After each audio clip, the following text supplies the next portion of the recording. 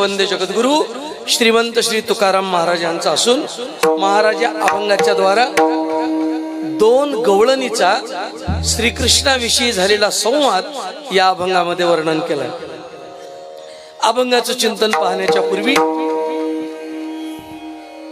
आपल्या वारकरी संप्रदायामध्ये एक परंपरा अशी आहे की सप्ताह झाल्यानंतर काल्याचं कीर्तन करून सप्ताहाची काय करतात, सांगता करतात। अशी एक जुनी परंपरा आहे। या काल्याच्या कीर्तनाच्या पाठीमाग बऱ्याच गोष्टीचं रहस्य दडलेलं आहे। मी थोडासा विचार करायलो, तुम्ही करा।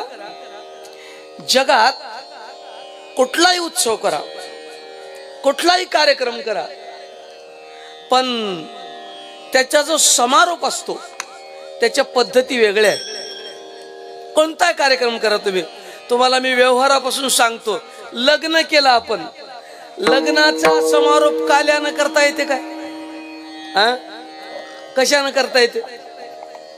मारामारीनं? कशानं करायचा समारोप?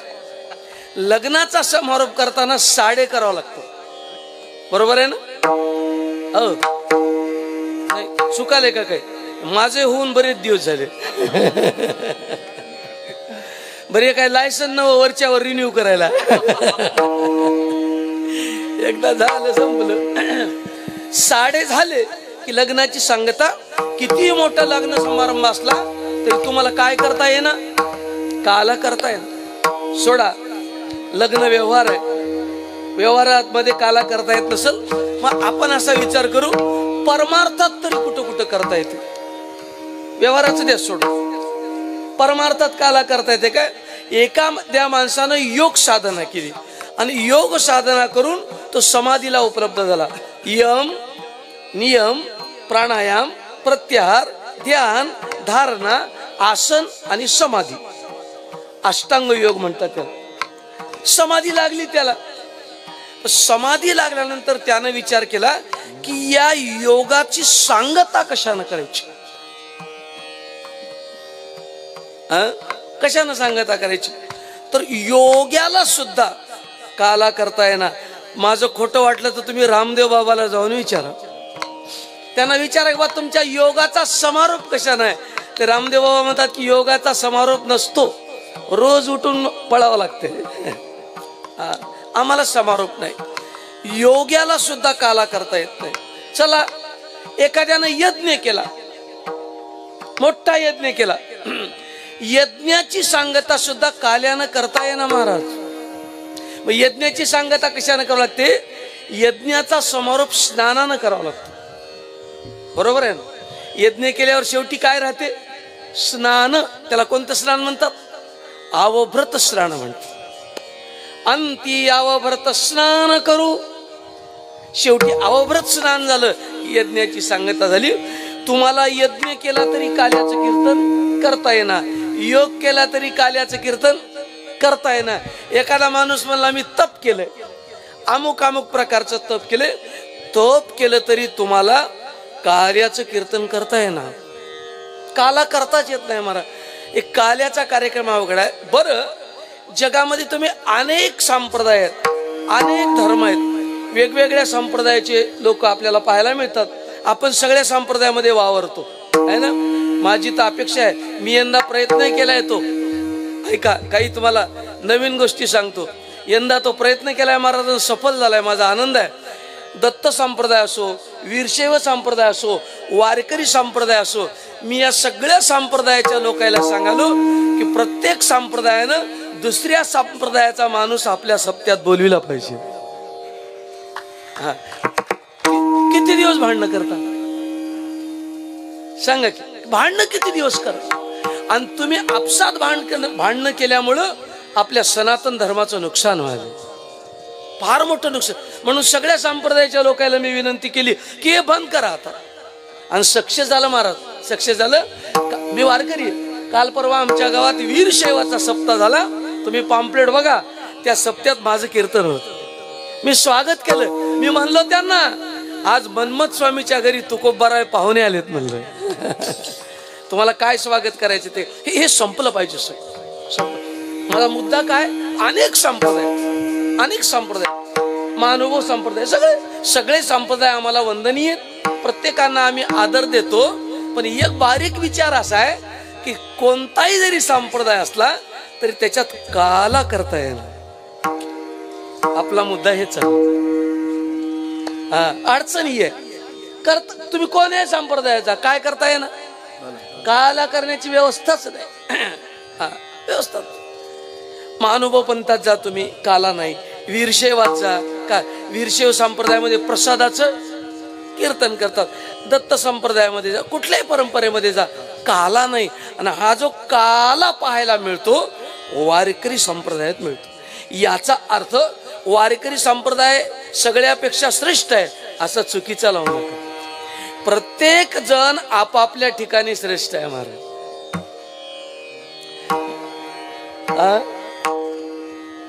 ऐका की तुमच्या कामाचं आहे. प्रत्येक जण आपापल्या ठिकाणी श्रेष्ठ आहे. जगात कोणाला कमी समजण्याचा अधिकारच नाही. तुम्हाला सांगू काय, जगात लहान कोण, जो दुसऱ्याला लहान समजतो तो सगळ्यात लहान आहे. आणि जगात मोठा कोण, जो दुसऱ्याला मोठा समजतो तो सगळ्यात मोठा आहे. पण काला करण्याची सोय नाही. मग हे काला कुठं आहे.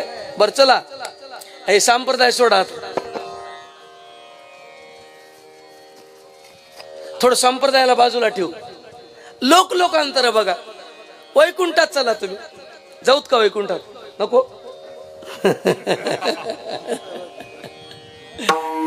तुम्ही वैकुंठात चला, तिथं जाऊन विचारा वा काल्याची व्यवस्था आहे का, बोला. वैकुंठी तो ऐसे नाही, वैकुंठी तो ऐसे नाही, वैकुंठी तो ऐसे नाही,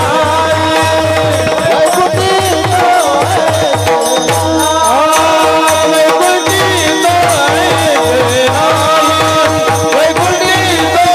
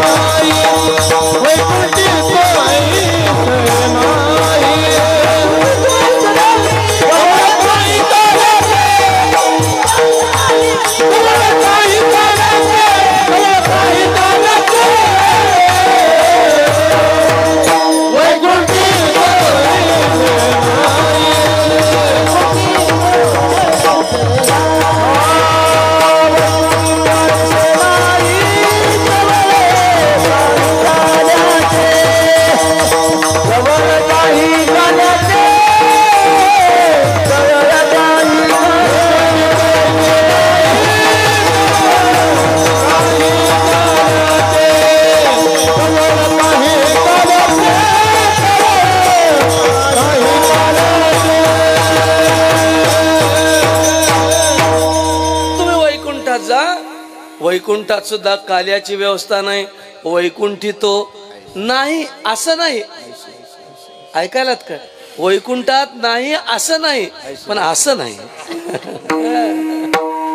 बघा वैकुंठात जाऊन तुम्ही कधी तुम्हाला मला योग येईलच किंवा असं कुठं असतं का. आपण काय एवढे पापी आहे का.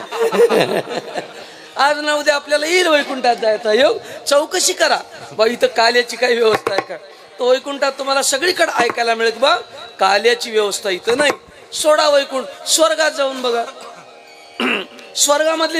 स्वर्गात सिस्टीम फार चांगली आहे बरं, फार सिस्टीम चांगली आहे. काय काय आहे स्वर्गामध्ये. सैंग चिंतामणीची भूमिका. स्वर्गामध्ये सिमेंट रोड नाहीत, डांबर रोड नाही. कशाचे रोड आहेत. चिंतामणीचे रोड. चिंतामणी नावाचा एक मणी असतो, जे मनात आलंय ते देतो. त्याच्या सडका येतात. सैंग चिंतामणीची भूमिका, विनोद वडवाटिका सुरतरुंच्या. बाजूला जे झाड आता ते येड्या बाबळीचे नाही, कशाचे झाड आहेत स्वर्गात? कल्पतरूचे झाड आहेत. कल्पतरूचे आराम, सगळीकडे कल्पतरूचे झाड आहेत. चिंतामणीच्या सडका आहेत. बरं तिथं जे बाया येतात त्या साध्या बाया नाहीत. मला रंभा उगं नावत आहे काय? हा रंभा.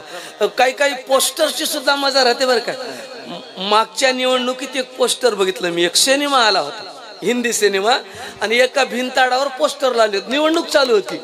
एका बाजूला काँग्रेसचं पोस्टर लावलंय, ऐकायला की, एका बाजूला भाजपचं लावलंय, वरी राष्ट्रवादीचं लावलंय, खाली शिवसेनेचं लावलंय, इकून असे गोल पोस्टर लावलेत. आणि सगळ्या पोस्टरच्या मध्ये एक सिनेमाचं पोस्टर चिटकिलं होतं आणि त्या सिनेमाचं नाव होतं हम सब चोर है. गोष्ट संपली. असं गोल, खरं म्हणजे आचारसंहितेमध्ये असं सांगू नये, गोल पोस्टर लावले सिनेमाचे आणि मध्ये ते सिनेमाचं पोस्टर लावलं. तुम्ही स्वर्गात जाऊन बघा, स्वर्गातली व्यवस्था उत्तम आहे. मला अमृत पियायला रंभा, तिलोत्तमा, मेनका अशा सुंदर सुंदर स्त्रिया, आणि बेसूर नाहीत. आपल्याकडे बाया सुंदर असतील पण सगळ्या बायाला गाणं येत नाही. आता आपल्या घरामधल्या बाया बेसूरच आहेत. बेसुमार बेसूर. कोणी बाईला सूर नाही, काही नाही, काही नाही, काही. पण स्वर्गामध्ये तसं नाही. मला प्रत्येक बाई सुरातच, आणि गाणं, नृत्य सगळं सगळं व्यवस्थित, सगळ्या गाण्यांना निपुण आहेत. तिथले लोक सुद्धा एकापेक्षा भाग्यवान आहे. स्वर्गामध्ये सगळी सोय आहे. इंद्र आहे, ऐरावत बसायला. स्वर्गात इथून समजा आता इथून नरशीला जायचे तर एसटीनं जायचं नाही, हत्तीवर बसून जायचं. काय काय सोय आहे मग काय? एवढी सगळी जरी सोय असली, आपला मुद्दा हा आहे. आम्ही इंद्राला प्रश्न केला की काला जमते का महाराज इथं? इंद्रानं हात जोडले. इंद्रानं हात जोडले. अरे आमची त्याची इच्छा आहे म्हणले. स्वर्गीचे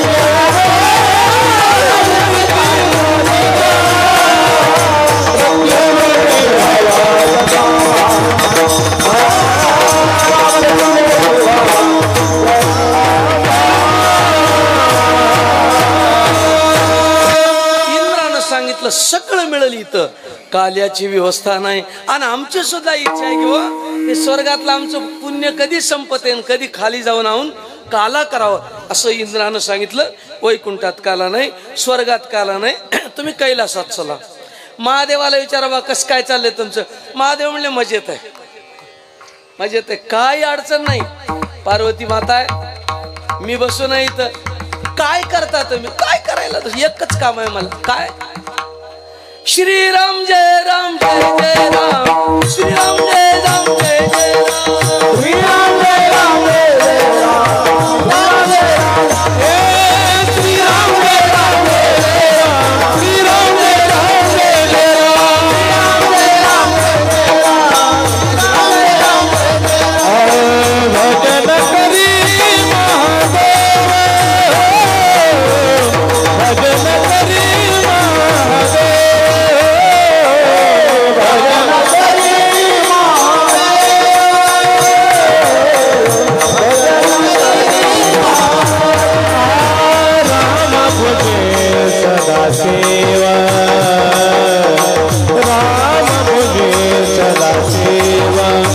सदाशिवे भजन करी महादेव महादेव भजन करी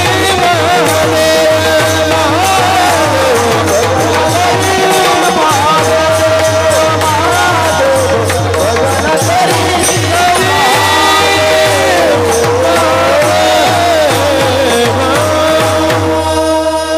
महादेवानं सांगितलं कैलासाला आनंद आहे, काही कमी नाही.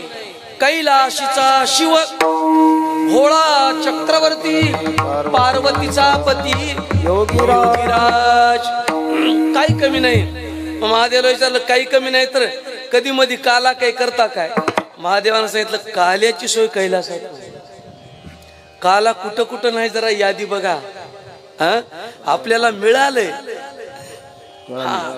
जी गोष्ट मिळाली ती किती मोलाची आहे हे कळल्याशिवाय मजा नाही महाराज. काही काही गोष्ट प्राप्त झाल्या की त्याची किंमत कळत नाही माणसं.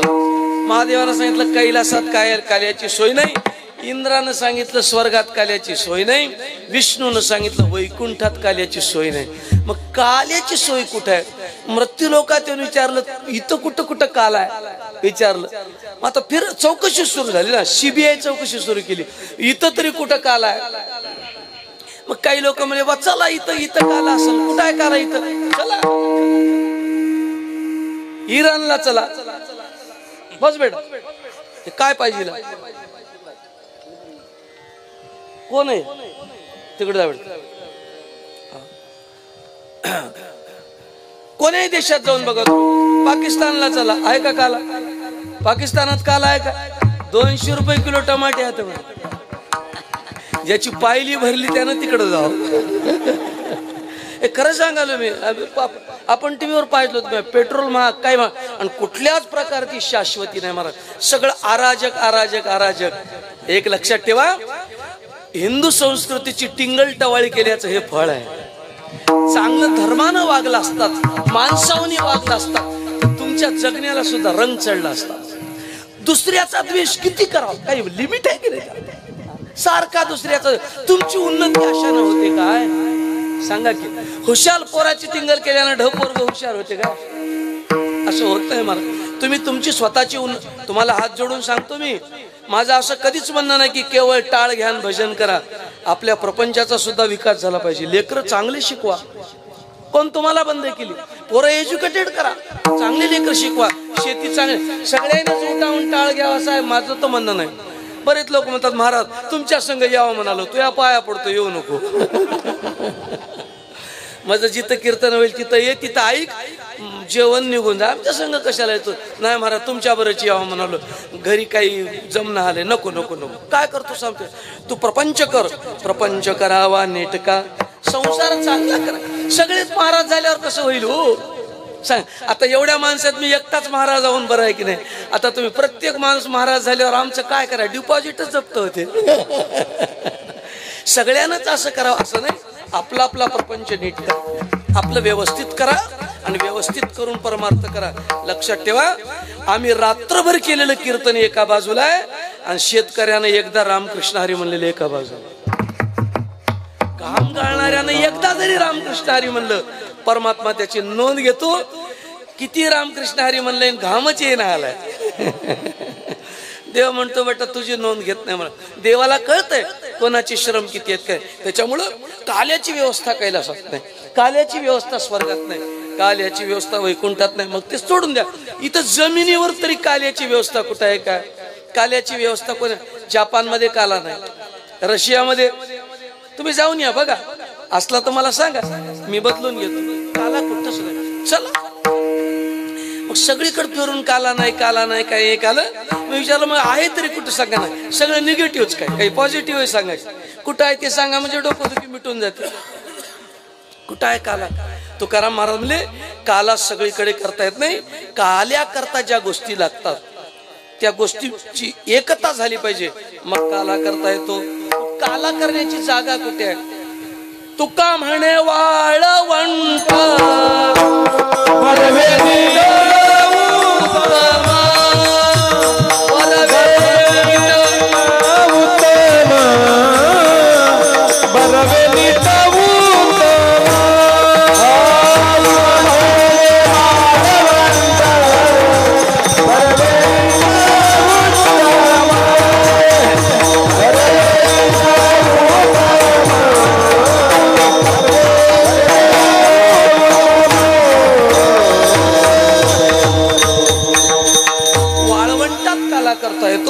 आणि काला करीती संतजन, संतांच्या सानिध्यात काला करता येतो. सवे त्यांच्या नारायण, परमात्माही पाहिजे, त्याचे भक्तही पाहिजे आणि नामचिंतन पाहिजे, मग काला करता येतो. ही एक दिव्य भव्य अशाची परंपरा हा काल आहे. आणि या काल्याच्या कीर्तनात कीर्तन करायला सुद्धा काही बंधन आहेत. बाबा तू काल्याच्या कीर्तनात दुसरं काही बोलू नको. श्रीकृष्णानं गोकुळात जे चरित्र केले ते सांग, तुझ्या घरचं दारचं काही सांगू नको. इकडलं तिकडलं काही बोलू नको. काय कीर्तन करायला बंधन आहेत. कीर्तनकारानं उगच काही बोलायचं नाही. चुकीच्या कामासाठी कीर्तनाचा वापर करणं हा आध्यात्मिक अपराध आहे. कीर्तन कशासाठी नाही, मला काय आता थोडासा जमाना बदललाय. कुठलाही कार्यक्रम असला की त्या काय ठेवाले, कीर्तन ठेवायचं. अलीकडे झालंय आता, आणि आता कीर्तनकार मिळालेत करायला. कोणताही कार्यक्रम ठेवाले तर कीर्तन करायचे, काही कार्यक्रम ठेवायचं. परवा तर एक माणूस म्हणला म्हणे, महाराज बैल जोडी आणलो कीर्तन करायचं. आता बैलाचं कीर्तन काय करावं सांगा तुम्ही मला. कीर्तनकारानं काय बोला नाही, बैलावर काय बोलावं सांगा की. बरं 2 बैल नाहीत, याला धरून 3 आहेत. कीर्तन कुठल्याही विषयावर करता येत नसते. मला कीर्तनाला मर्यादा आहे. काल्याच्या कीर्तनाला सुद्धा मर्यादा आहे. चरित्र ते उच्चारावे केले देवे गोकुळी. गोकुळातलं चरित्र सांगा महाराज, दुसरं फापट पसारा आम्हाला काही सांगू नका. हा महाराज म्हणजे गोकुळातलं चरित्र सांगतो, ऐक. या अभंगाची भूमिका तुम्हाला सांगतो. अभंग मोठा सुंदर आहे. 2 गवळणीतला संवाद आहे. या 2 गवळणी कोण आहेत? या 2 गवळणीचं नाव आहे, एकीचं नाव आहे प्रवृत्ती आणि एकीचं नाव आहे दुसरी. एकीचं सांगितलं की दुसरीचं कळतं. काय गणित आहे ते. एक कळालं की दुसरी आपोआप कळते. मला हे पाय डावा कळाला की दुसरा काय कळते. हा म्हणावंच लागणार हे उजवा आहे म्हणून. हे पाय उजवा काय, हे डावा आहे म्हणून. हे डावा काय, हे उजवा आहे. दुसरं काहीच उत्तर नाही. त्याचं काय उत्तर आहे मला सांग. हे डावं उजवं काय, हे एकमेकामुळे समजते. काही वेळा ते मार्क ट्वेन नावाचा एक मोठा लेखक होऊन गेला विदेशी. त्याचं नाव मार्क ट्वेन होतं, पण ते मुळात तसं नाही. ते जुळे भाऊ होते दोघं. एकाचं नाव ठेवलं मार्क आणि एकाचं नाव ठेवलं ट्वेन. ते पाळण्यात असतानाच एक मेलं त्याच्यातलं. माईला सुद्धा कळणार कोणतं मेलं इथं. मार्क मेला म्हणजे मार्क ट्वेन अवघड झालं की राम लक्ष्मण म्हणा की आपलं जुळे भाऊ. म्हणजे मार्क मेला ते कळणार, ट्वेन मेला ते कळणार. मग त्याच नाव मार्क ट्वेन ठेवून दिलं. कोणतं मेलं ते कळत नाही ना. तसं उजवडावर हे काही तेवढ्या पुरतं असतं. उजवे वाम भाग तो का म्हणे एक चांग संगती लावावं लागते. हे 2 गवळणी येतात. या 2 गवळणी संवाद करतायत. एकीचं नाव आहे प्रवृत्ती आणि एकीचं नाव आहे निवृत्ती. प्रवृत्ती कशाला म्हणावं, कुठलंही कार्य करण्याकरता मनुष्य प्रवृत्त होतो. या दोन्हीमध्ये एक कॉमन शब्द आहे वृत्ती. कार्य करायला तयार झाली ती प्रवृत्ती आणि कार्याचा त्याग केला ती निवृत्ती. पण दोघाचा संबंध कार्यावरच आहे, ध्यानात ठेवा. त्याग तरी कार्याचाच केलाय आणि प्रवृत्त तरी कार्याला झाली. या 2 गवळणी एकत्र आल्या आणि दोघी जणी बोलतात. प्रवृत्ती निवृत्तीला बोलते. काय म्हणते ती प्रवृत्ती नावाची गवळण सांगते, अगं मी माझ्या डोळ्यानं बघितलं, पहा ती गवळणी. हे जराला शब्दाला फिरवून बघायला शिकलेल्या माणसाला सांगाल, थोडं शब्द फिरवून बघा, याचे कसे अर्थ दिसतात तुम्हाला. पहिला अर्थ आहे पहा ती गवळणी. गवळण काय करते, पाहते है ना. पहा ती गवळणी. याचा दुसरा अर्थ होतो पहा ती गवळणी. याच्यातला कोणता घ्या, याच्यातला कोणता अर्थ घ्या. लोक म्हणतील कोणताही घ्या, ऊन लागाले. बरोबर आहे, अगोदरचाच अर्थ बरोबर. दुसरा बरोबर नाही, दुसरा महाराजाची चालाकी आहे. दुसरा अर्थ बरोबर नाही. पाहती गवळणी असा अर्थ नाही, पाहती गवळणी असा अर्थ आहे. ती गवळण पाहते. पाहते या शब्दाचा अर्थ काय, पाहते म्हणजे केवळ डोळ्यानं पाहते असं नाही. पाहते शब्दाचा अर्थ विचार करून पाहते. महाराज तुकाराम महाराजाला कोणतरी सांगितलं, महाराज काय त्या गवळणीचं चरित्र सांगता तुम्ही. त्या गवळणी श्रीकृष्णाबरोबर व्यभिचार करीत होत्या.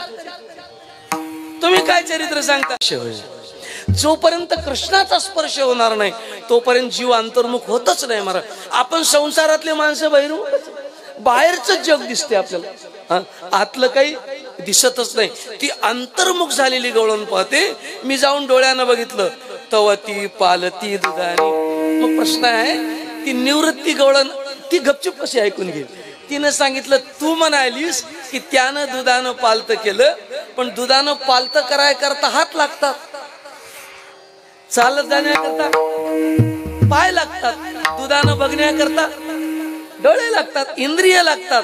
आणि मी असं ऐकले की त्याला हात नाही, पाय नाही, रूप नाही, रंग नाही, त्याला काहीच नाही ऐकलं.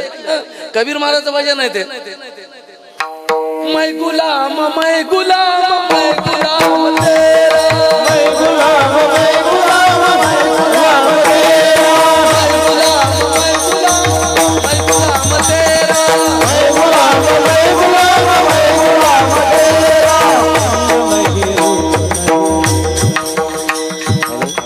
रूप नहीं, रंग नहीं, नहीं वर्ण छाया, त्याला रूप नाही, रंग नाही, वर्ण नाही, काही नाही, काही नाही. मग ज्याला हात पाय रूप रंग काही नाही, त्यानं दुधानं पालत केलं कसं? हा कोणाचा प्रश्न आहे? त्या निवृत्ती नावाच्या गवळणीचा प्रश्न आहे. हात पाय असेल तर पालत करील ना, असं झालं कसं? ती प्रवृत्ती सांगते. तू म्हणालीस ते बरोबर आहे, त्याला हात पाय काय नाही. अनंगू जो पेंदा ज्ञानोबा सांगतो, निकवडा सदा जे निर्गुण निराकार ब्रह्म आहे ना, अव्यक्त निराकार नाही जा आकार, जेतोनी चराचरारी म्हणजे जे अव्यक्त आहे, निराकार आहे, त्याला कुठल्याही प्रकारचे इंद्रिय नाहीत, ते दुधानं पालत करू कसं शकते? म्हणून तर आपल्या व्यवहारामध्ये एक म्हण आहे, ज्याला अजिबात नाही त्याला अक्कल नाही त्याला दुधानं म्हणतात की ज्याला काहीच कळणार त्याला काय म्हणतात?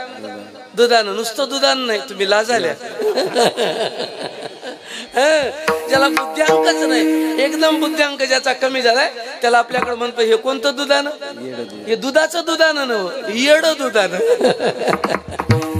अक्कल नाही. ती गवळण म्हणते, ज्याला हात नाही पाय नाही त्यानं दुधानं पालत केलं. हा कोण्या गवळणीचा प्रश्न आहे? निवृत्ती गवळणीचा प्रश्न आहे. तिला प्रवृत्ती पुन्हा उत्तर देते, तवती पालती दुधानी. आणि मी तुला आता भरोशानं सांगते, असं काम जगात दुसरा कोणी करू शकत नाही.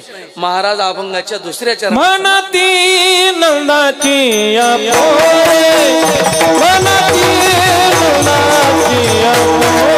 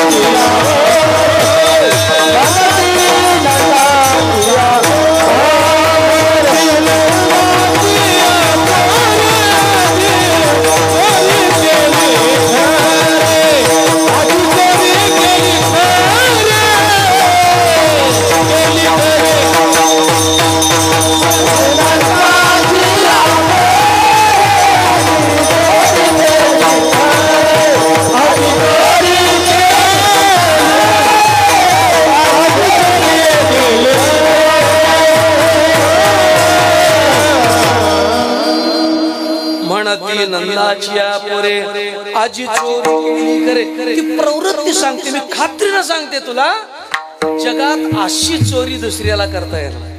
चोर तर खूप आहेत, चोर कमी नाहीत. मग असा चोर नाही, ऐसा पुराण प्रसिद्ध चोर, केशव नाम्याचा दातार, याच्यासारखी चोरी करता येत नाही. ती गवळण ठामपणानं सांगते. मी नक्की तुला सांगते की ही चोरी त्यानंच केली. कशाहून, त्याच्यावर कशामुळे आळ घालायलीस तू सांग की. असं आहे, चोरी तर सगळेच करतात महाराज, पण कृष्णाच्या चोरीत आणि आपल्या चोरीत फरक आहे. म्हणून त्या गवळणी कृष्णाला म्हणायच्या, आमच्या घरला येऊन तर बघ. तिला माहित होत ते कृष्णाला आमंत्रण द्यायचे, आमच्या घरला येऊन तर बघ. ते म्हणजे काय करायचे, तो येऊन तो बघ. प्रत्येकाची इच्छा होती की त्यानं घरला आलं पाहिजे. भगवंताने आपल्या इथे येऊन चोरी करावी अशी प्रत्येक गवळणीची इच्छा होती. त्या गवळणीला विचारलं, त्यानं चोरी करावं असं तुम्हाला का वाटतं? आपल्या इथं चोर यावं असं कोणाला वाटतंय काय? वाटलं आम्हाला. पेपर आला सकाळी, त्या पेपर मध्ये राशी भविष्य येते. बायकोनं ते पेपर वाचला, नवऱ्याला सांगितलं, बघा म्हणली आज माझ्या राशीला काय भविष्य चांगलं आलंय म्हणले. नवरा म्हणला, काय लिहिले तुझ्या राशीत? ते बायको म्हणली, माझ्या राशीत लिहिलंय अचानक धन लाभ. असं लिहिलंय म्हणला, अचानक धन लाभ. त्यानं बघू म्हणला पेपर, त्यानं बघितला, त्यानं स्वतःची रास लिहिली आणि त्याच्या राशीत लिहिलं होतं, सांभाळून राहा. त्याच्या राशीत लिहिलं होतं. अशा चोऱ्या कामाच्या नाहीत महाराज. ते गवळण सांगते, यानं माझ्या घरला आला पाहिजे आणि यानं चोरी केली पाहिजे. काय त्या गवळून विचारलं, त्यानं चोरी करण्यात काय लाभ? त्या गवळणीनं चोरीचे फायदे सांगितले. त्या गवळणीने सांगितलं, जगात कोणी चोरी करू द्या, कल्पना करा तुमच्या खिशामध्ये 500च्या 2 नोट आहेत, 1000 रुपये आहेत. तर मी तो एक नोट मी घेतली, तुमच्याजवळ किती राहतात? 500 राहतात. म्हणजे 500 काय होतात? कमी होतात. समजा तुमच्याजवळ 1000 आहेत आणि मी 500 घेतले. 500 घेतल्यानंतर तुमच्या खिशात मी घेतलेल्या 500चे 1000 झाले. तर तुम्ही चोरी मला कर म्हणताल की नको म्हणताल? एकदा बघूत काय? ट्राय करायला काय? ज्याचे घेतले त्याचे कमी होतात. हे कृष्णाची चोरी अशी नव्हती. ज्याच्या मडक्यातलं भगवंतानं लोणी खाल्लं, 1 किलो लोणी जर कृष्णानं खाल्लं तर त्याच्यात 2 किलो होत होत. कुमाराने लिहून ठेवले, दुनी झाली त्याचा मानिती संतोष, दुबत्याची आस धरोनिया. कृष्णाला हात लावला की काय व्हायचं? दुप्पट व्हायचं. आणि त्या गवळणी म्हणत होता, ज्याचा हात लागल्याबरोबर एवढी बरकत येते त्यानं चोरी केलेली बरी. आता मला सांगा, असा माणसाला तुम्ही चोरी कर म्हणताल की नाही? म्हणून प्रत्येक गवळणीची अपेक्षा होती की यानं घरला येऊन. त्याचा का असं होतं, त्याची ज्योतिषी कारण आहेत. काही ज्योतिष शास्त्र जर तुम्ही वाचलं, ज्याच्या हातावर मत्स्य रेषा आहे, रेषा असतात की नाही आपल्या हातात, त्याच्यामध्ये मासोळी सारखी एक रेषा राहते, त्याला काय म्हणतात? मत्स्य रेषा. ज्याच्या हातावर मत्स्य रेषा आहे त्यानं काही वस्तू घेऊ द्या देऊ द्या, ती जिथून घेतली तिथं दुप्पट होते, कमी होत नाही.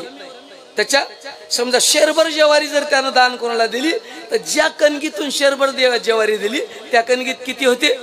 200 होते.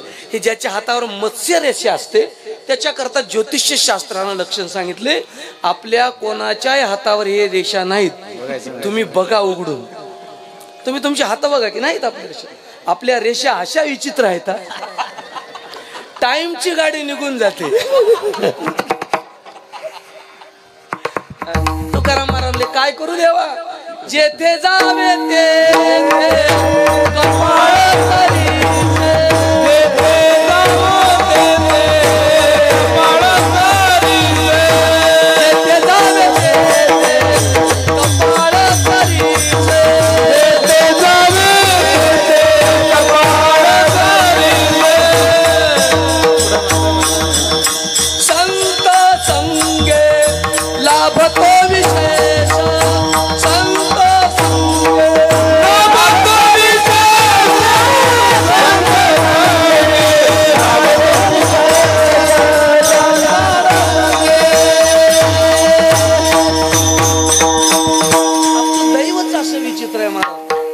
घटतेच घटत.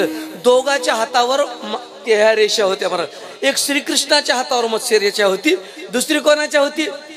दुर्योधनाच्या होती.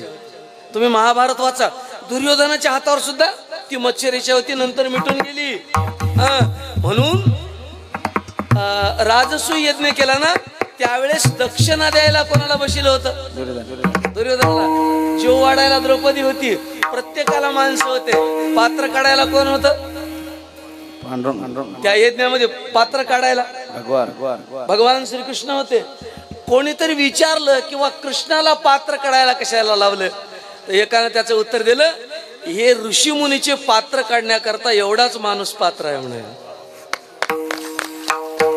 पात्र काढायला सुद्धा पात्रता लागते म्हणून श्रीकृष्ण पात्र काढायला होते. मग दुर्योधन आडून बसला, मला काय, माणसं काम सुद्धा चांगलं मागतात मला.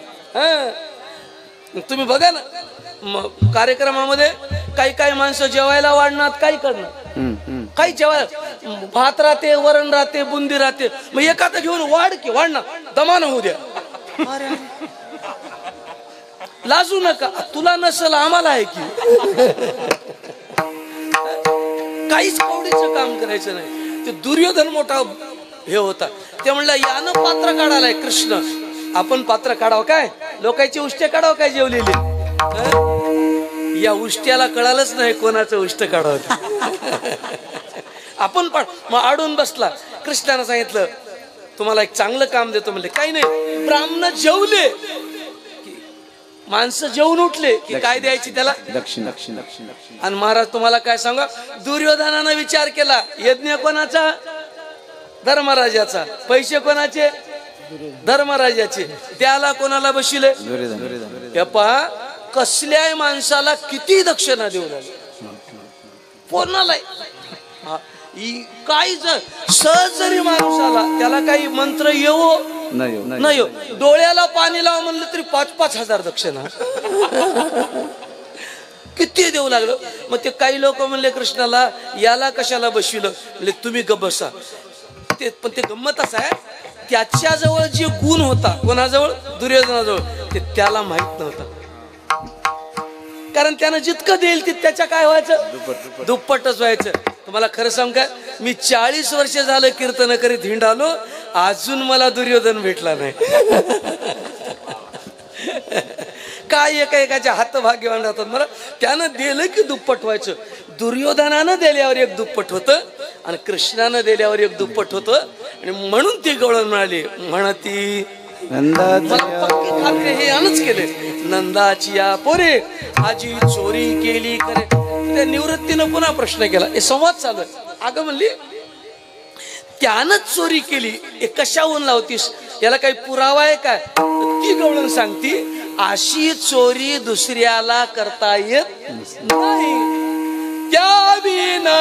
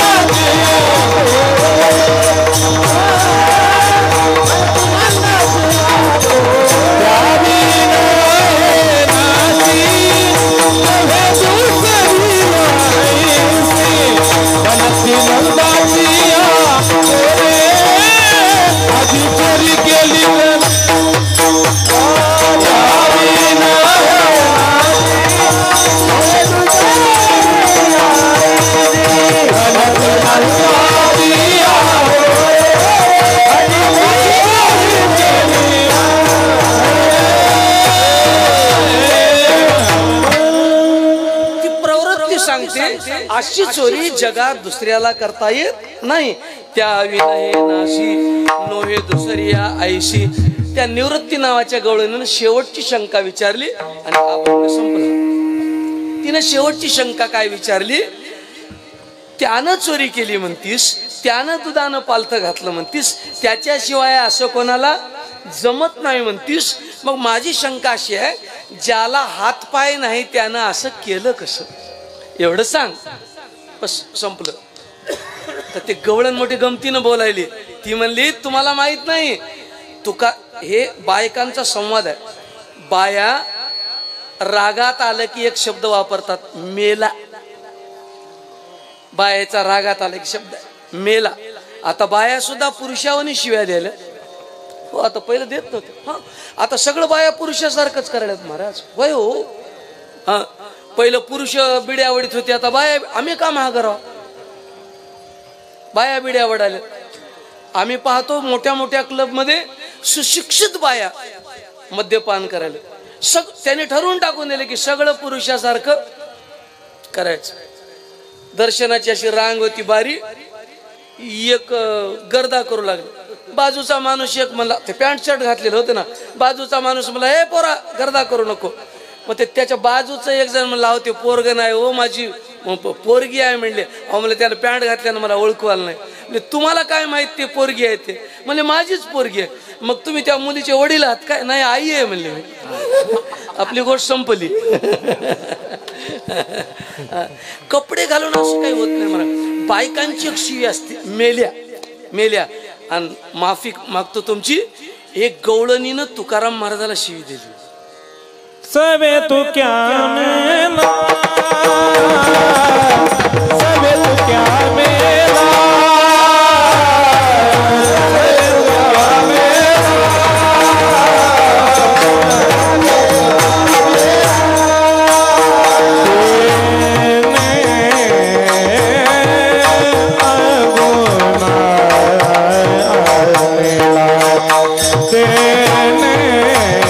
अगुना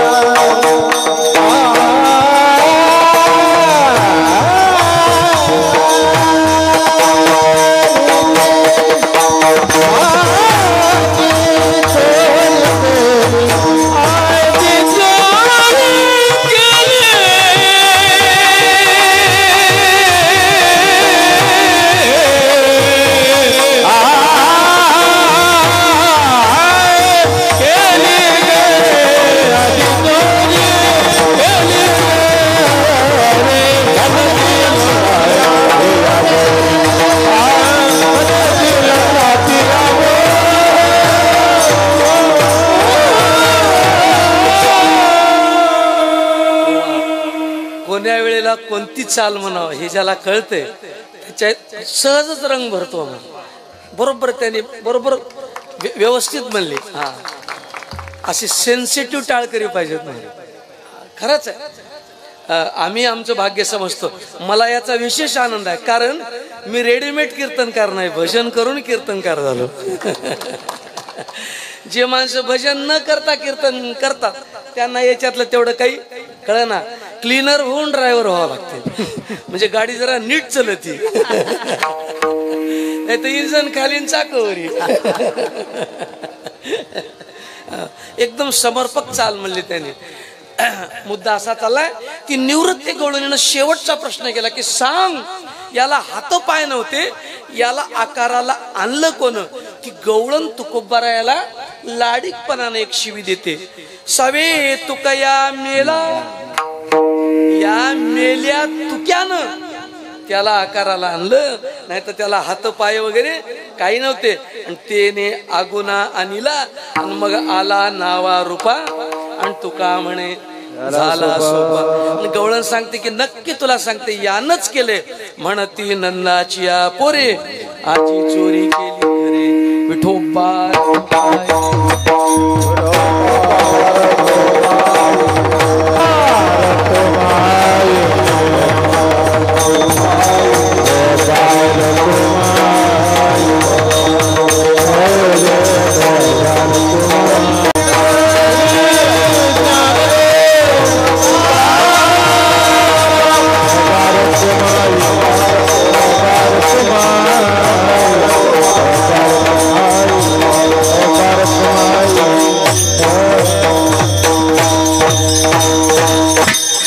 भगवान गोपाल कृष्णाच्या लीला अतिशय गोड लीला आमच्या वारकरी संतांनी गायल्यात, सगळ्यांनीच गायल्यात. भगवंताची विशेष चोरीची लीला गायली. चोऱ्या किती प्रकारच्या केल्या त्याचं वर्णन एका श्लोकात केले. वृजांगनानाम हृदयचित्त चोरम, हृदयाची चोरी केली एक चोरी. गोपांगनानाम नवनीत चोरम, गोपीचं नवनीत चोरलं दुसरी चोरी.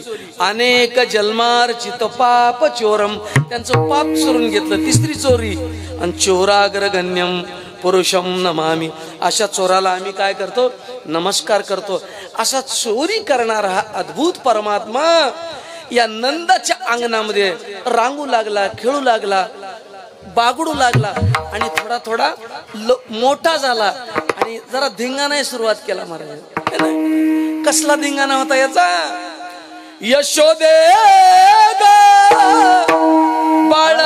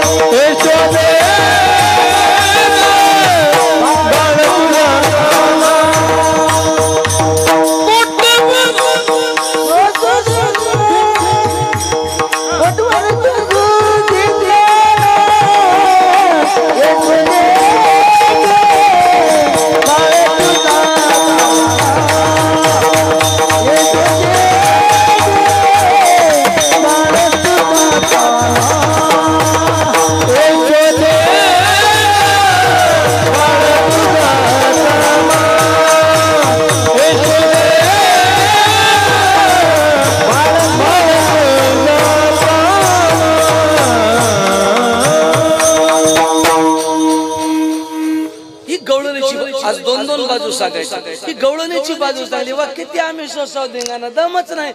हे झालं की ते झालं की ते झालं की ते.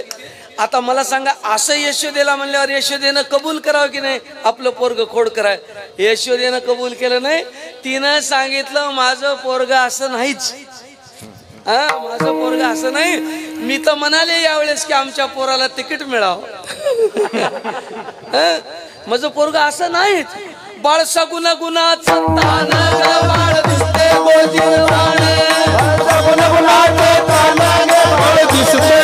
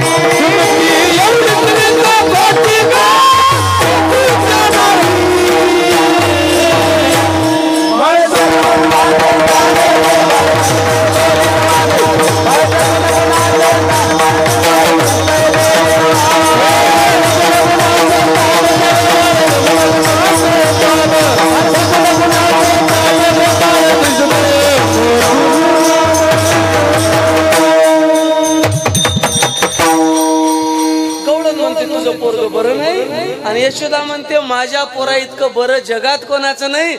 याला बरं म्हणा तुमचंही बरं होईल. खरे तुम्ही गुन्हेगार. तुम्ही लपून याची गोटी ग लागता गे याचे पाठी ग. ही एवढीच रीत खोटी ग गोकुळच्या नारी. ए तुम्ही लपून याचा भवरा. भवरा माहित आहे का तुम्हाला? भवरा फार गोड आहे. आमच्या साधू संतांनी भवरा लिहिलाय. खेळ भवरा बाई भवरा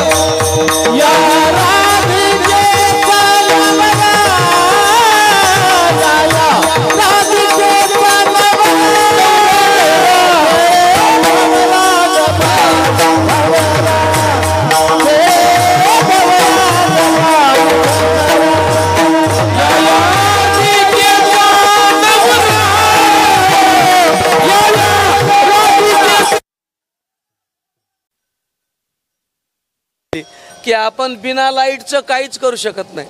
हा लाईट अत्यंत आवश्यक आहे असा प्रकार झाला. विठाला विठाला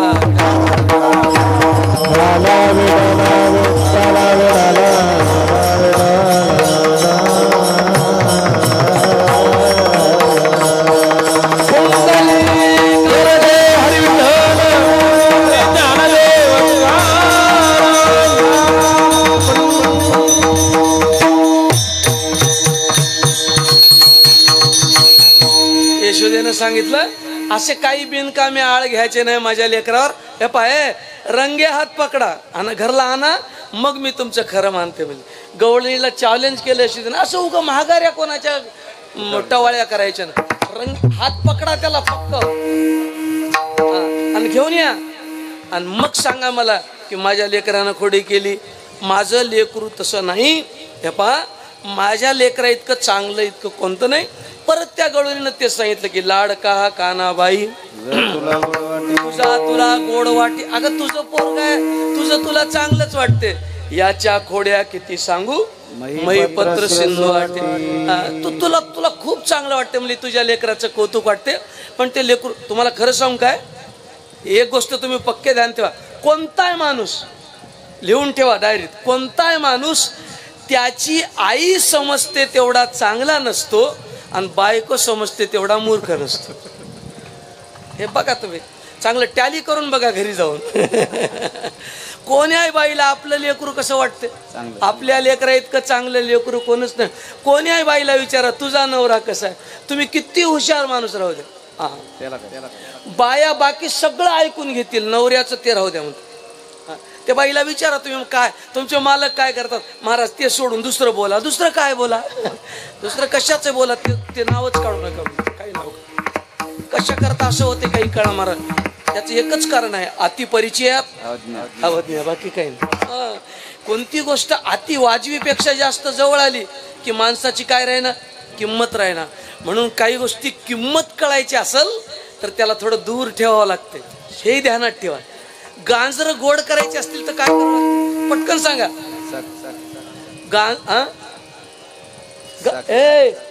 ते जाऊ द्या हो, मी गांजराचं बोलालो. लेकर जाऊ द्या हो, गांजराचं बोला. गांजर गोड करायचं असेल तर काय करावं लागते, हा साखर पाणी लावावं लागते. याला चोपदार कोण केलं हो. अहो हे आपल्याला दोघाला पोलीस केस होऊ शकते असं म्हणल्यावर इलाज नाही. त्याचं म्हणणं वा घरी बसलं तेच वेळ तिथं बसलं ते. हे चूक आहे, चूक आहे. गांजर गोड करायला साखरीन टाकणं हा अपराध आहे. मग गांजर गोड करायला काय करावं लागतं, तुम्ही शेतकऱ्याला पुसा. गांजर जर गोड करायचं असेल तर काय तोडावं लागते, क्या बात आहे. गांजर गोड व्हायचं असेल तर पाणी तोडावं लागते. तसं परमार्थ गोड असेल तर संसाराची माया तोडावं. ज्यानं संसाराची माया तोडली त्याचा परमार्थ गोड झाला. ज्यानं पाणी तोडलं त्याचं गांजर, आता ध्यानात ठेवा. आणि तुम्हाला टाकायचंच असलं साखरीन तर तुमच्या गांजरावर टाका, आमच्या नको. तुमचं तुम्ही टाकून का, आम्ही आमचे गांजर पाणी तोडूनच गोड करू. आम्हाला गोड परमार्थ कराय ना. शेवटचा आदेश कसा व्हावा, काय याच्या अलीकडचं काय, यादसाठी केला होता ठास, शेवटचा आदेश गोड व्हावा. आमचं जीवन मधुर व्हावं, गोड व्हावं. कारण आमचा परमात्मा सुद्धा मधुरच आहे ना. मधुराधिपते, परमात्म्याचं सगळं गोड आहे असं तुकाराम महाराज बोलले. गोड तुझे रूप, गोड तुझे नाम, देई मज प्रेम, मधुराधिपते अखिलम मधुरम. परमात्मा सर्वांगानं गोड आहे. असा मधुर असलेला परमात्मा आमच्याही जीवनात यावा असं वाटत असेल तर तोच नियमित लागतो. आपल्याला संसाराची माया जड जाईल तोडायला, अवघड वाटते माणसाला. हे सगळ्याला सोडून देऊन देव देव करायचं म्हणजे जड जाते. जड गेलं तरी करा. तुम्हाला खरं सांगू, नामस्मरण करा वाटणं गेलं तरी करा, हरिपाठ करावंच वाटणं नुसतं कस तरी व्हायला करा. मनात नसला तरी परमार्थ करा आणि मनात असला तरी संसार करू नका. किती तुम्हाला चांगला वाटला तरी संसार कामापुरता करा. संसार आणि परमार्थ कसा करा. आपण जेवतो की नाही, जेवतो की नाही, जेवणामध्ये ठेसा राहते की नाही, ठेसा राहते ना. ठेसा किती खाव, चवीपुरता, बरोबर आहे. आता तुमचं ठीक आलं बघा, चवीपुरता. ठेसा खाऊच नाही काय असंही नाही, मग ठेसाच खाऊ काय तसंही नाही, खाऊ नये असंही नाही, ठेचाच खाव. फक्त चवीपुरता ठेसा खा, तुमच्या जीवनात आनंद येईल. तसा चवीपुरता संसार करा, परमार्थातही आनंद येईल. करू नका असं आमचं म्हणणं. जरूर का संसार, आपण सगळे संसारी करा. आपण लेकरवाले माणसं, आपल्याला संसार सोडून शेतवाड्या सोडून साव कुठं. यशोदा माय सांगते, अगं माझं लेकरू तसं नाही, तुम्ही याच्यावर आळ घेता, तुम्ही लटकाच घेता, आळ घे गोकुळच्या नारी. त्या गवळणीनं सांगितलं, तुझं तुला लेकरू कौतुक वाटतं. यशोदा म्हणली आता जास्त बोलू नका, त्याला रंगे हात पकडून आणा, शिक्षा करायचं काम माझ्याकडं, पकडून आणा तुम्ही. ते गवळण म्हणली याला पकडायला किती वेळ लागेल, पकडायला किती. यशोदा म्हणली याला पकडायला किती वेळ लागेल हे तुमचा गैरसमज आहे. हा ब्रह्मविद्येचा जनिता गे, तुम्ही याला धरू पाहता गे, हा कैसा येईल हाता गे गोकुळच्या नारी. हा कोणाच्या हाताला लागत नाही, हा फक्त भक्ताच्याच हाताला येतो महाराज. करतळी आवळे तैसा हारी हा भक्ताच्या हातात येतो, कोणाच्याही हातात येत नाही. म्हणून यशोदेने सांगितलं याला पकडून आणा. म्हणजे नक्की पकडून आणते. एका दिवशी गंमत अशी झाली, एक गवळण याला पकडायच्या तयारीत बसली. काय हो म्हणले आज याला पकडायचं म्हणजे पकडायचं, पकडायच्या तयारीत बसली. हे मोठा गमतीचा होता मला. यानं त्या दिवशी गोपाळा नेले आणि मागच्या दारानं गेला. मागच्या आम्हाला एक गोष्ट होती शाळेमध्ये, चतुर शेतकरी. त्या गोष्टीचं नाव काय तुम्हाला असं? हा, चतुर शेतकरी. पहिलं पुस्तक फार चांगलं होते. आम्हाला शिवाजी महाराजाचा स्वतंत्र इतिहास होता. मी शाळेत शिकताना इतिहासाचं पुस्तक स्वतंत्र होतं. आता तो इतिहास सरकारनं काय केला, कमी केलाय. जरा डोळे उघडून बघा, कमी केलाय. खरं म्हणजे महाराष्ट्र शासनानं शिवाजी महाराजांचा इतिहास महाराष्ट्रातल्या विद्यार्थ्याला शिकवायला पाहिजे. पण शासनाला ही गोष्ट माहित आहे. काय माहित आहे? या लोकायला शान केलं तर उद्या हे आपलं नरड धरतात. हा, म्हणून यायला कमीत कमी शान करून यायचा जीव कसा काढावा हे त्याला चांगलं कळते. म्हणून चांगल्या गोष्टी राजकारणी माणूस समाजाला कळू देत नाही. समाजाला सगळं कळावं, समाज शहाणा व्हावा ही इच्छा फक्त साधू संताची आहे. साधू संतालाच असं वाटतं की सगळा समाज शहाणा झाला पाहिजे, सगळीकडे आनंद झाला पाहिजे असं संत. सरकारची इच्छा अशी कधीच नसते की सगळ्याला. सरकारची हीच इच्छा आहे की सगळे भुक्यानं मराव, मग आमच्या तांदूळाला भाव येतो. हा, लोकाला भरपूर खायला मिळाल्या यायचे तांदूळाला पुसते कोण, पुसते कोण. पण संतांची इच्छा अशी नाही लोक उपाशी मरावं, अशी संतांची इच्छा नाही. लोकांना भरपूर मिळावं, आनंदी समाज असावा. संतांनी आटोकाट प्रयत्न केले महाराज. पण दुर्दैव असा आहे लोकाचा विश्वास कपटी लोकांवर आहे, संतांवर लोकांचा विश्वास नाही. आजही लोक इतके आनंद देऊन सुद्धा प्रश्न विचारतात की सप्ता केल्यानं काय होते. अरे उगो पदरात पाप घेऊ नको. सप्ता केल्यानं काय होते हा प्रश्नच चुकीचा आहे. सगळं सप्ता केल्यानंच होते, त्याचा आनंद मिळतो. तुम्ही बघा ना, खरं सांगा माय झालं कीर्तन माझं, तुम्ही 7 दिवस भागवत ऐकलं, कीर्तन ऐकलं. आज संध्याकाळी येऊन तुम्ही बघा मंडपामध्ये कसं वाटते बघा. आज येऊन बघा, संध्याकाळी बघा मंडपात कसं वाटते. अहो तुम्हाला तर वाईट वाटेल, याच्यात नवल नाही. मंदिरात मारुतीला सुद्धा वाटेल की अरे मी एकटाच उरलो, आज कोणी आनंद केला. आम्हाला रोज चांगलं ऐका. अहो महाराज देवाला सुद्धा कथा ऐकण्यात आनंद आहे. कीर्तन हे बघा, रामकृष्ण हरी म्हणल्याबरोबर कोणी येवो की न येवो महाराज, मारुतीला येऊन बसतात. कीर्तनकारानं रामकृष्ण हरी म्हणल्याबरोबर पहिल्यांदा कोण येतात, कारण सगळ्यात भजनाची जास्त आवड त्यांना, भजनाचा आनंद होतो. मला 7 दिवस किती आनंद लुटला तुम्ही. म्हणून लक्षात ठेवा, ज्या जागेवर भजन होते ती माती सुद्धा पवित्र असते. इथली माती जरी उचलून कपाळाला लावली तर जन्माचं कल्याण होईल. जन्माचं एवढी पवित्र माती असते. ही जागा अत्यंत. भागवत कथा झाली, रोज कीर्तन आणि किती आनंद हो, किती आनंद.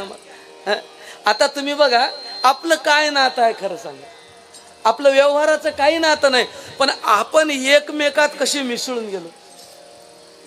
कोणाला तरी वाटाले का हे माणूस परका आहे म्हणून, ते आपलं नाही ते परका आहे असं वाटच ना झाले.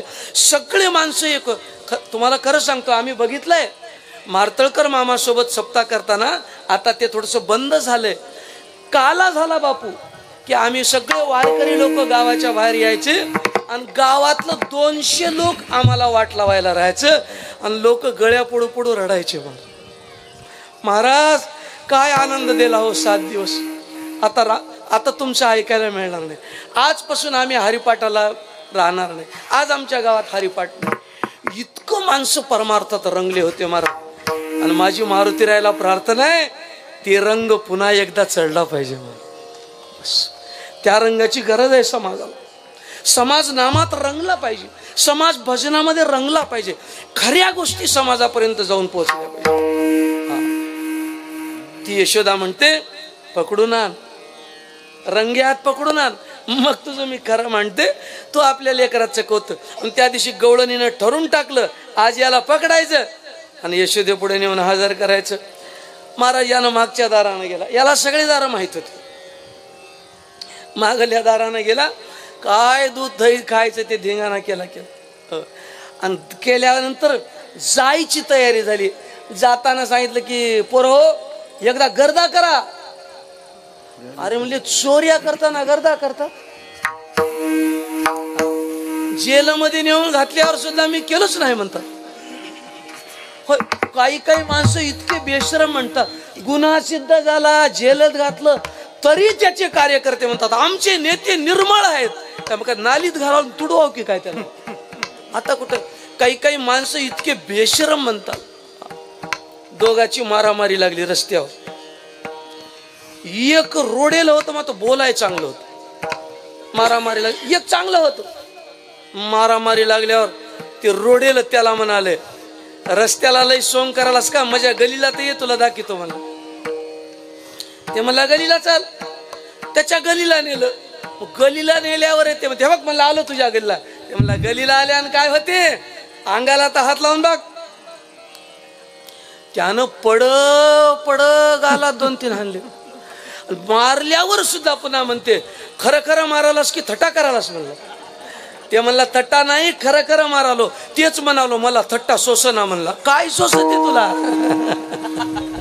तुला काय सोसते?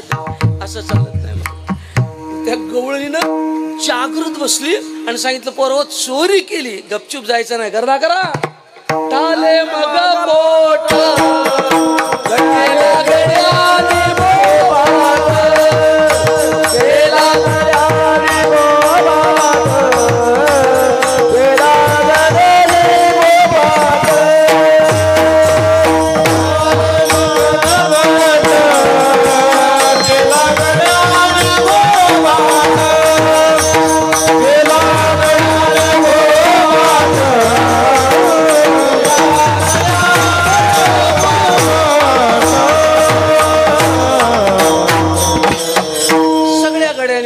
गजर केला.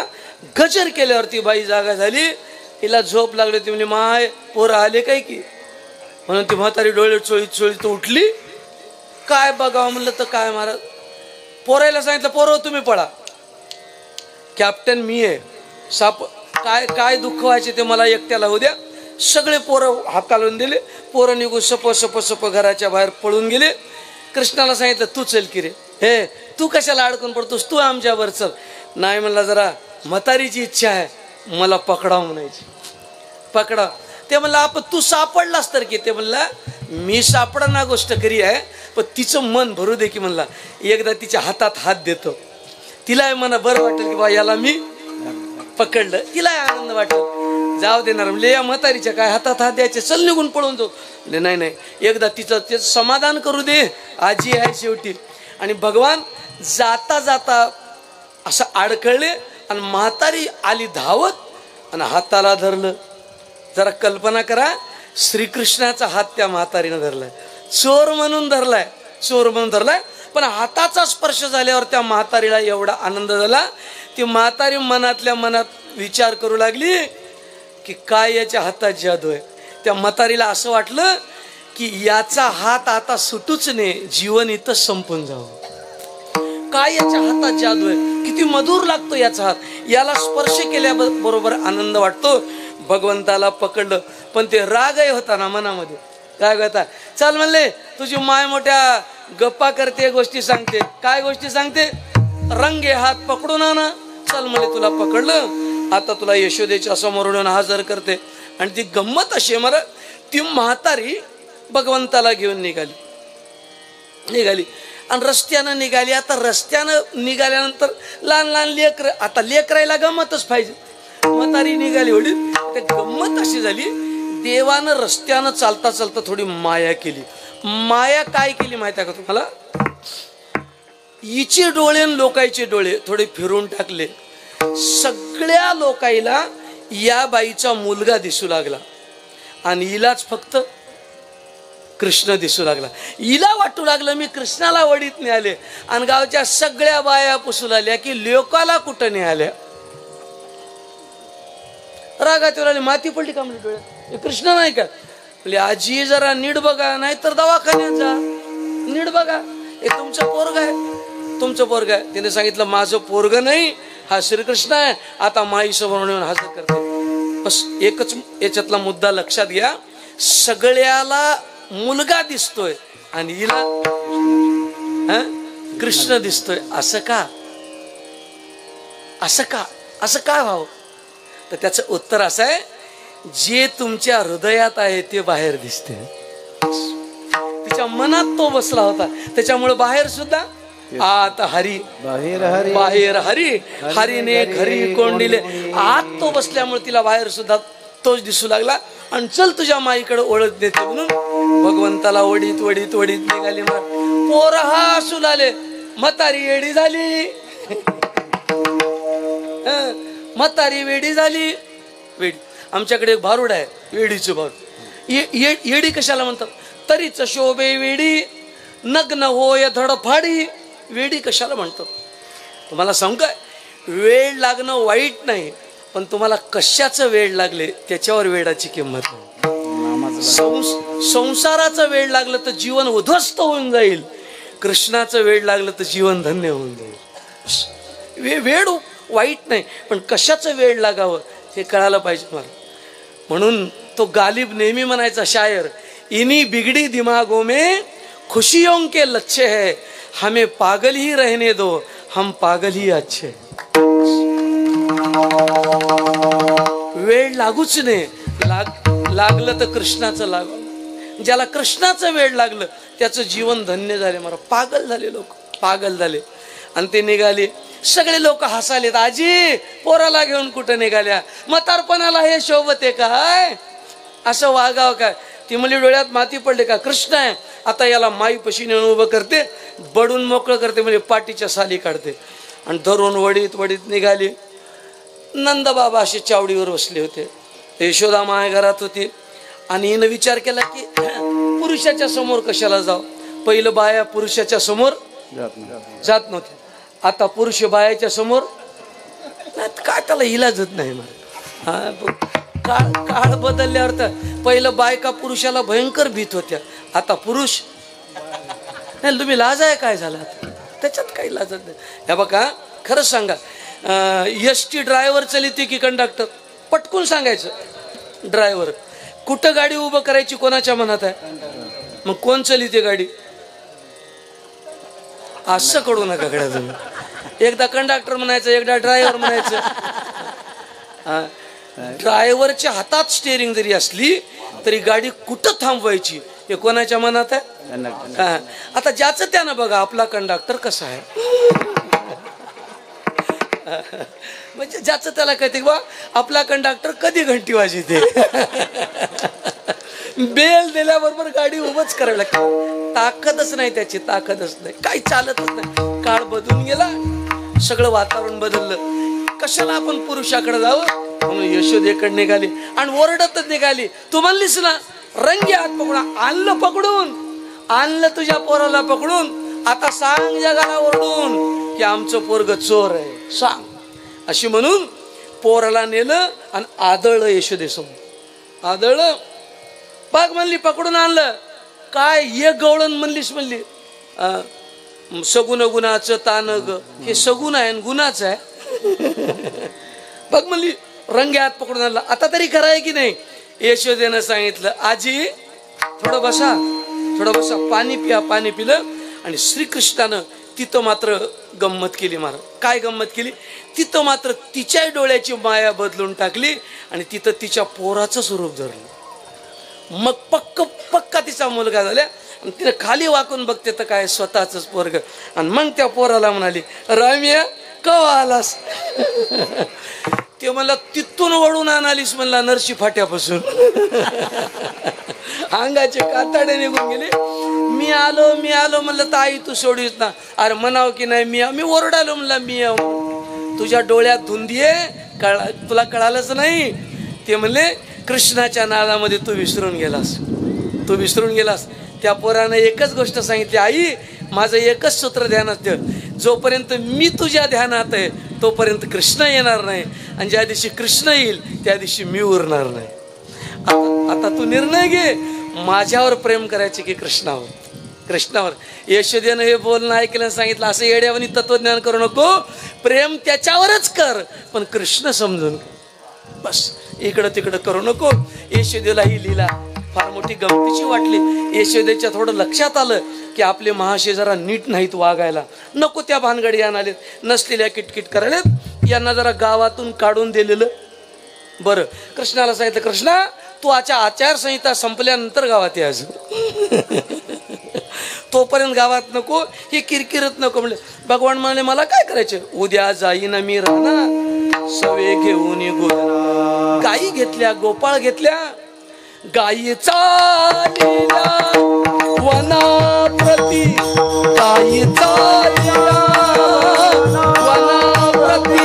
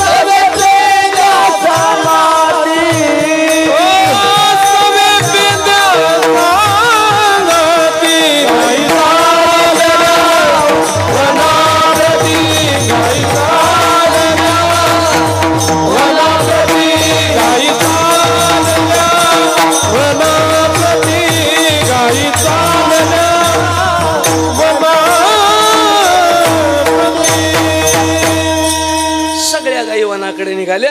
सगळ्या गायी चारून कदंबाच्या झाडाखाली शांत बसवल्या.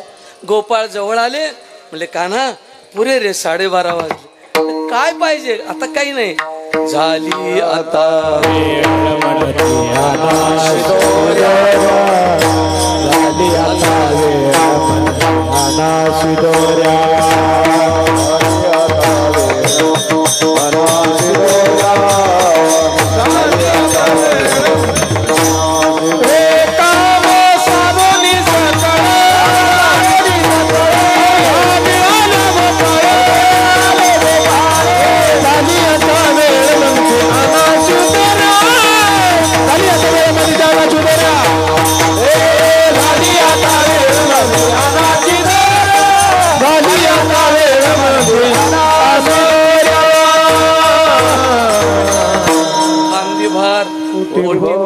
काय खेळायाचे सुख. आम्हाला भूक लागली कृष्णा, तू प्रसाद दिल्याशिवाय आमची भूक शांत होणार नाही.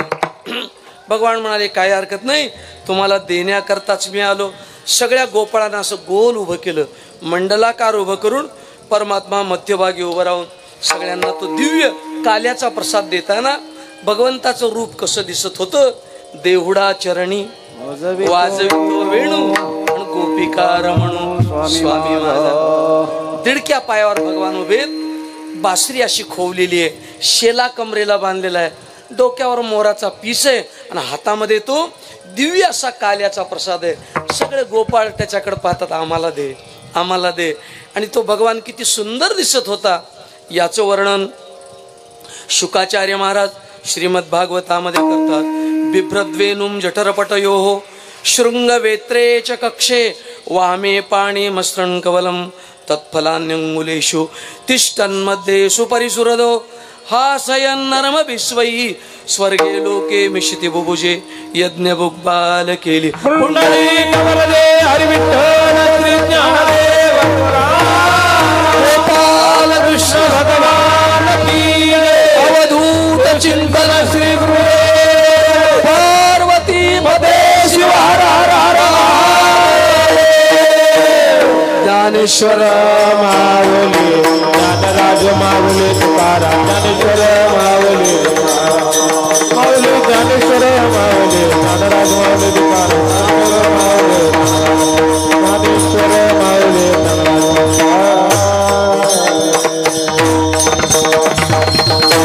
तुकाराम तुकाराम तुकाराम